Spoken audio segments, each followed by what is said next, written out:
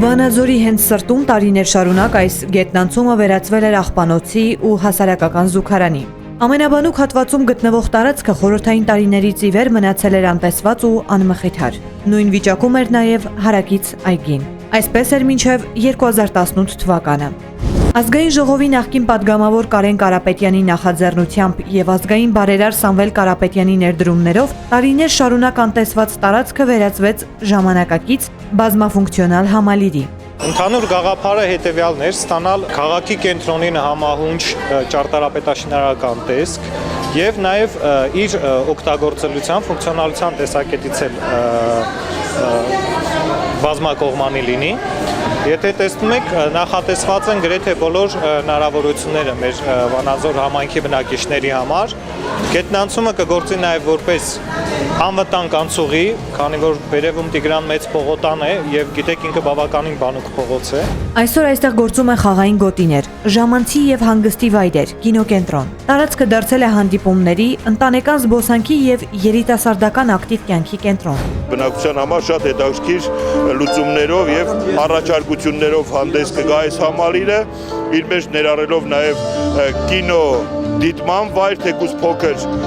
սրահով, բայց Վանաձորում այս պահին միակը կարելի ասել, նման գեղեցիկ ուրբանիզացիոն լուծումներով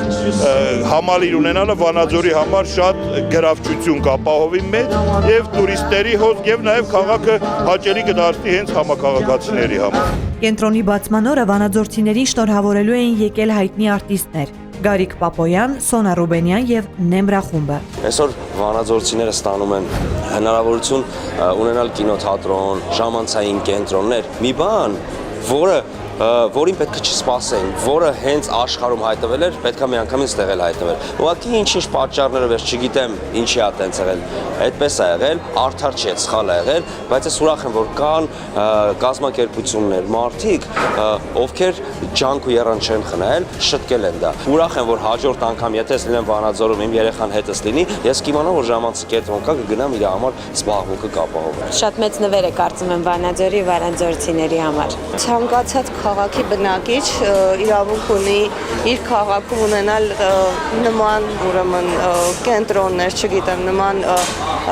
տեղեր, որտեղ նրանք կարող են գնալ, լավ զգալ իրենց եւ չտարբերվել, ինչ որ չտարբերվել մայրաքաղաքից։